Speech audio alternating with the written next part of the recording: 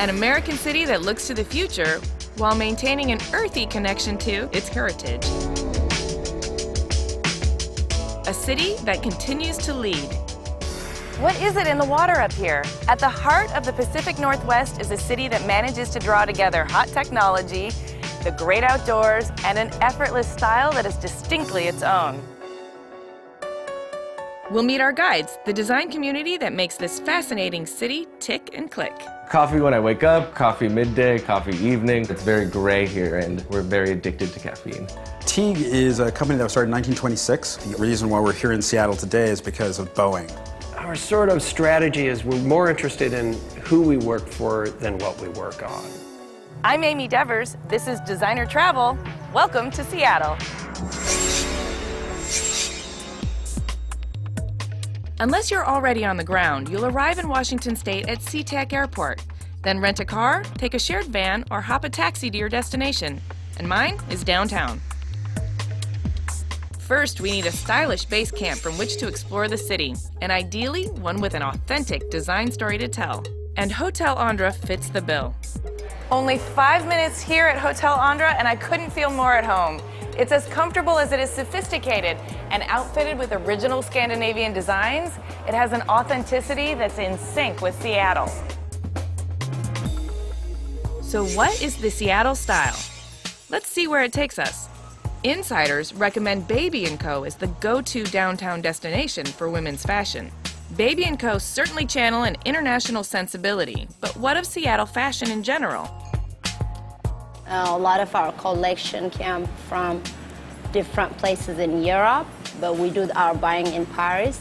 Some of the designers Seattle women really like to wear is Francois Jabot and Lilith, and I can say Hanon also. He does a lot of cottons. He does a lot of beautiful layering and just beautiful stuff that to wash and to wear it every day. And I think it suits Seattle lifestyle.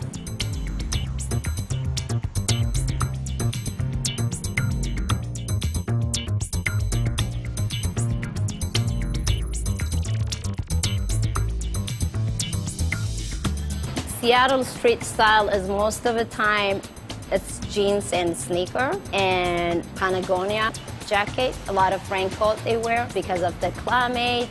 When you are in Seattle, you must experience the live music. If you like a rock music, it's a beautiful city for rock music, I think. Live band, a lot of great upcoming artists also. And then the food, I would say the seafood is #1 in Seattle, from all over the state. Yep, the Pike Place Market is a beloved local institution. But we're on the trail of fresh fashion, not salmon. And word is, the emerging neighborhood is cool and quirky Ballard. To the north of downtown, and famous for its locks and Nordic heritage, the hipsters are now on the move. Ballard is undergoing a familiar inner-city transformation, from traditional and blue-collar to youthful and enterprising. At its heart is retail destination Blackbird.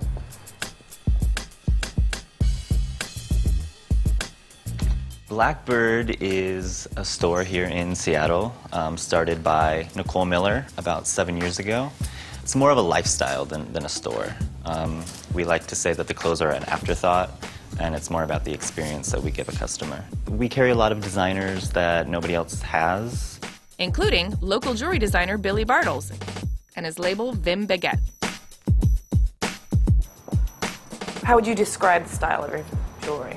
Very minimalistic, darker, simple, ability to wear it with a lot of different types of outfits. How large would you say the line is? Is it all handcrafted? It's a smaller line, it's definitely a smaller line. It's all handcrafted, which is why it stays a smaller line, and I have not hired any help yet. So there's only a few shops that carry it at this point, and I wouldn't mind keeping it that way, to tell you the truth. Blackbird does offer up a very different retail experience. We have our Laura Zindel room. It's this beautiful painted pottery. And we also have our apothecary in a loft upstairs. It's fragrances, skincare, potions and lotions. This is CMR TYZ. It's a local company here in Ballard. It's designed by Carlos Ruiz and Ty Ziskus, and CMR TYZ is actually their initials put together.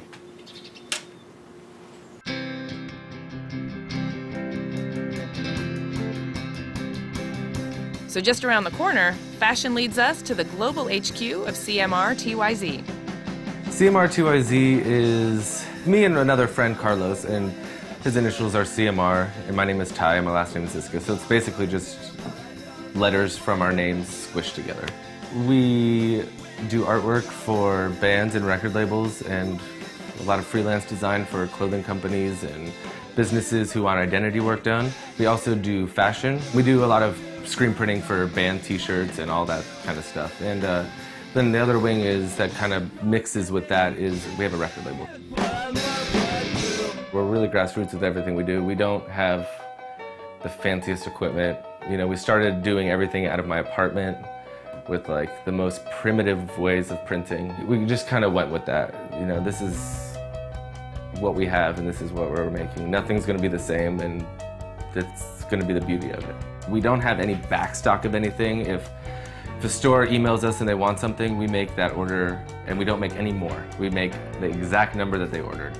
And if somebody emails us from Japan and they just want one thing, I have to get everything out and I make that one thing. Seattle is extremely collaborative. Everybody is really nice. It's, if you're throwing a show and you don't have a PA for the bands, you can call somebody and they'll be there in like 10 minutes to help you out. Like, you can borrow gear from each other. Nobody, it's very unpretentious. Like, I love New York, I love Los Angeles, but I've worked there and it's not like it is here.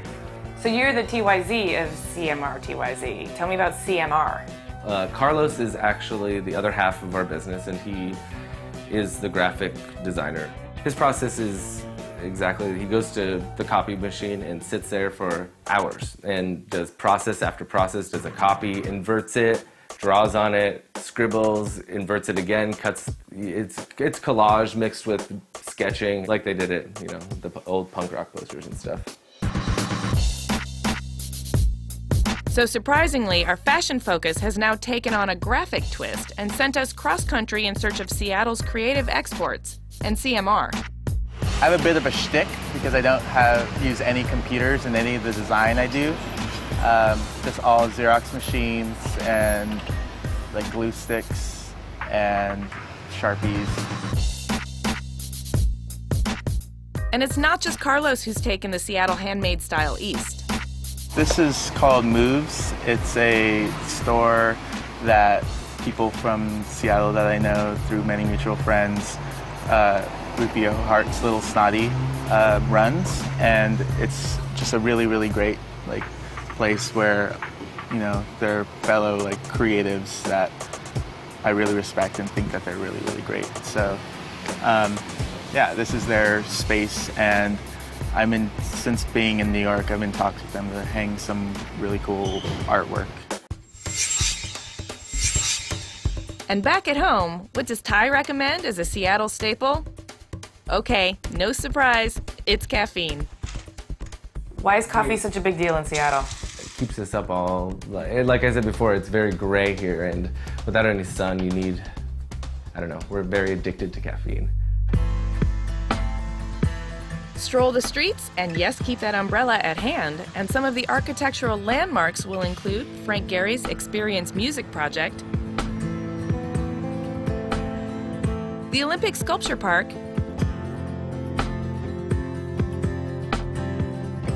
and the Seattle Public Library by Rem Koolhaus, which up close seems complex, but step back and it appears a wonderfully complete statement. Every great industrial design firm loves a forward-thinking client, and there's none more so than Boeing. My name is Tad Toulis. I'm the creative director here at Teague in Seattle, Washington, and I overview 3 disciplines here in the design studio: industrial design, interaction design, and research and strategy. Teague is a company that was started in 1926 by Walter Dorwin Teague in New York, and by extension it's been 8 decades that Teague has been in business, which makes it the oldest design consultant business in the industry. And today we really like to think of ourselves as the original design consultancy.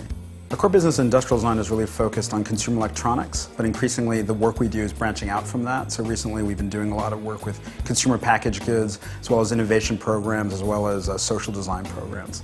The reason why we're here in Seattle today is because of Boeing. So in the mid-40s, Walter Dorr and Teague came out here on a short program with the Boeing Corporation, which ultimately ended up being a 60-year relationship, which we support today with about 200 employees up in Everett.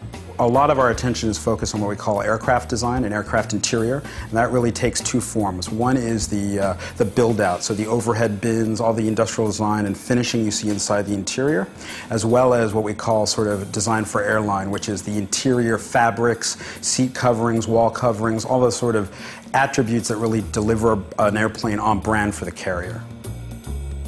Technology seems to be the constant in the Teague story, a legacy of growing into the future alongside the global aviation industry.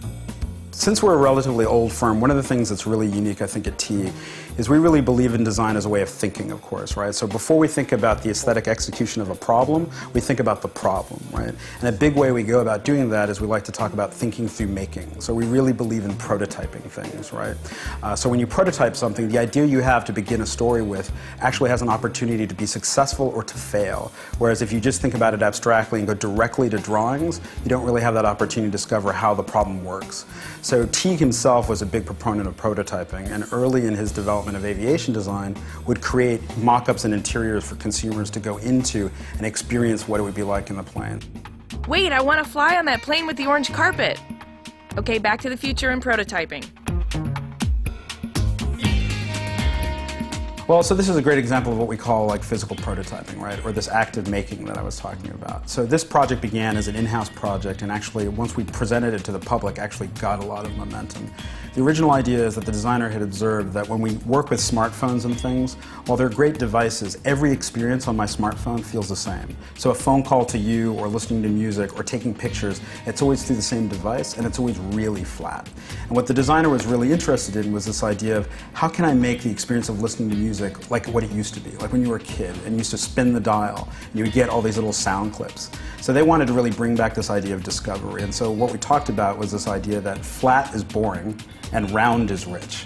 So in this particular device, if I spin it, I dial up the volume on this thing, right?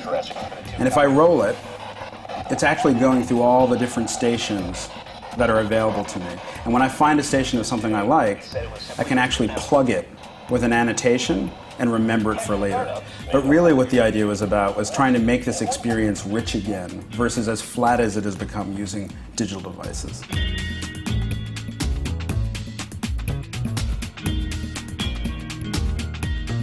And what are Tad's insights into Seattle?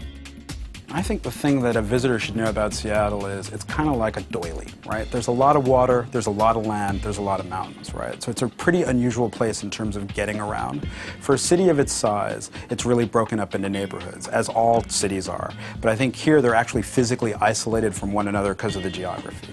And what that means is every neighborhood is very different and self-sustaining. So for example, if you go over to Gasworks Park, which is a really interesting place where they actually have an old gas assembly right in the middle of a park on Lake Union, it's a really interesting mix of like water, land, and man-made infrastructure. Daily commutes are rarely this inspiring, but for graphic designer and educator Doug Wadden, this is how he gets to work. Hi, I'm Doug Wadden. I'm a graphic designer who's coincidentally the executive vice provost of the University of Washington. As the city has grown up, so has the campus, and I've been here now long enough to have watched both evolve. The campus now is a spectacular sight. The original layout was the Olmsted brothers who had done Central Park in New York. We're surrounded by water, surrounded by mountains. You can actually come here by boat. People do for the football games. By the same token, there are bike paths that connect everything. It's really an extraordinary experience. My dad was a World War II participant who was disabled in the war. So after the war, he taught himself photography and film. Was quite taken with it, but he died when I was quite young, and I inherited his equipment. So my introduction to design actually began with photography. And when I went to college, I majored in photography and filmmaking. And it was through a marvelous opportunity, which was an internship at Xerox, that I worked under a tremendous group of designers, most of whom were from Yale, as it turned out, who introduced me to doing photography on in service of and on behalf of design. The approach to design was based on my schooling in photography, which is very content-driven. So I was comfortable making that transition, both educationally, academically, focusing just on design, and then professionally, got tremendous opportunities here with the university, particularly for the Henry Art Gallery, which is just a stone's throw away. Doug's pride and joy is housed at Queen City Yacht Club, and while he doesn't really sail to work each day, he occasionally does. Doug is good enough to show me his adopted hometown from the water. And yep, not even a little rain can spoil Seattle's charms. Come on board. Wow! Hey, Hi. Amy, this is my wife, Margie. Pleasure to meet you. Nice to meet you, Amy. Yeah. This is incredible, and Thanks. I love the name, the Bauhaus. It's super clever. Where are we going? We'll take you out to Lake Union. Okay. Get a great view of the city between the natural landscape and then being in an urban environment. We've got a couple of great marinas right in the heart of the city. You can go to the Pike Place Market, walk from your boat, and shop and have dinner. And when on dry land, Doug's tip for a design-minded traveler is To go to the Chapel of St. Ignatius late in the afternoon on a sunny day, to see the light penetrate that building and bounce off the recesses where he's concealed colored glass, the color is really quite remarkable. Can the Pacific Northwest's undoubted physical attributes inform local architecture? You bet. And that leads us nicely to the extraordinary body of work that is Jim Olson and Tom Kundig.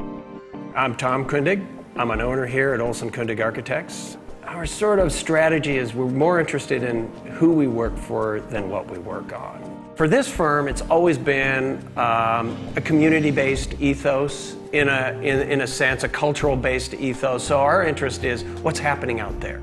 The work seems to grow organically from the open plan office, the use of light woods and materials that are honest, timeless, yet modern. So would Tom describe himself as a modernist? Modernism is really about taking what's happening out there in the culture and translating it into a modern architecture. And modern architecture tends to be an architecture that's been sort of not stripped of meaning, but stripped of sort of overindulged ornamentation. So that's why a modern building tends to be more about the way it's built or what it's about than maybe the way it's been decorated. A lot of my architecture is noted because it sort of moves. Sometimes entire buildings move. Sometimes entire walls of buildings move and open up to the landscape, because of course the landscape is really important here in the Pacific Northwest. Our skylight is operated by city water pressure. There's no electricity, there's no hydraulics other than the pressure of your faucet, and it lifts 3.5 tons of glass and steel. That sort of part of my architecture is probably right now notable in the world, and I continue to be fascinated by it. I continue to be working on it. I'm lucky to be able to work with clients that are willing to take that exploration and that risk. If there was a building type that right now I'm identified with, it's these very small cabins in these sort of spectacular landscapes. This is a project that is actually in a very beautiful place in Washington State. It's an area we call the North Cascades outside of Mazama, Washington. And the idea of the huts is almost, they're more Thoreau-like. They're very small, intimate, quiet little huts, but they're on wheels. You don't necessarily move them, but the reason they're on wheels is the code authorities didn't allow us to put any permanent buildings on the site. There was an underlying permit that allowed parking of RV vehicles on the site, so we basically turned the huts into RVs. Tom's partner is something of a local legend, Jim Olson, and this is the house that Jim built, and it's been a lifelong passion. While Jim Olson is famous for creating wonderful private residences, often housing private art collections, we'll find out his cabin is something very different, a modest yet powerful and personal statement. When I was a kid, I loved to draw, and I always thought that I'd be an artist. And then I discovered I also liked to build things. I built little forts in the woods and various things. So then I think when I was about maybe 15 or 16, I decided for sure that it was going to be architecture.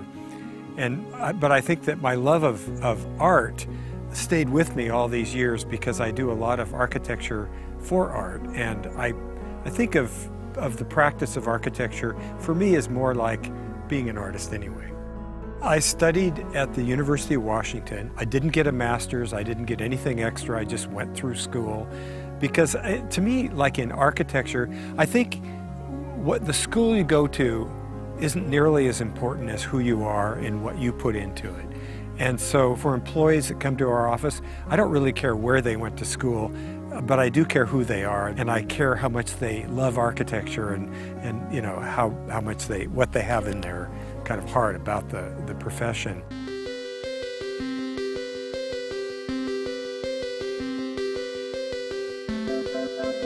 So where are we in position to Seattle?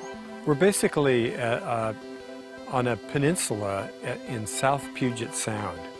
The Puget Sound comes from the ocean and goes down past Seattle and Tacoma, and it's one of the biggest sounds in the world. Essentially, I've lived here all my life, and this property was purchased by my grandparents almost 100 years ago. There used to be a bunkhouse in the woods that belonged to my grandparents' old cottage that was on this property. And I was 18 and my dad wanted to build another bunkhouse, so he gave me $500 and he said, go build a bunkhouse. What a dream. And so I built the little house, and it was 14 by 14 feet, and it was my first project as an architect. In the Northwest, we are like surrounded by nature, and architecture kind of weaves into it as opposed to standing alone and separate from nature.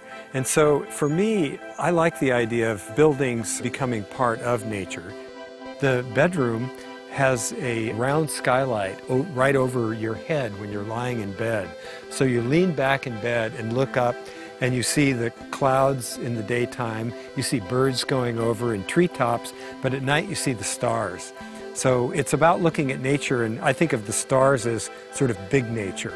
So it's really wonderful that way. My feeling is taking the colors of the driftwood on the beach, the bark on the trees, and just translating that into architecture. Inspiring. And as for a final tip on how to spend your time in Seattle, it's back to Tom. Seattle is known for its beer culture, its microbrewery culture. If you go to virtually any restaurant or drinking establishment in Seattle, you will hear somebody ordering a Manny's. And Manny's is the go-to beer of Seattle. And it's made by Georgetown Brewery. It's in the Georgetown area. It's sort of a grittier industrial area. But out of that gritty industrial area comes this beer that is served in all establishments here in Seattle. Right on. 12 Cheers. people. Cheers. Welcome to Seattle. Thank you. Welcoming indeed. So that's our unique city profile, using the creative output and insider insights to provide an overview of the impressive design culture that underpins Seattle. I'm Amy Devers, and this has been Designer Travel.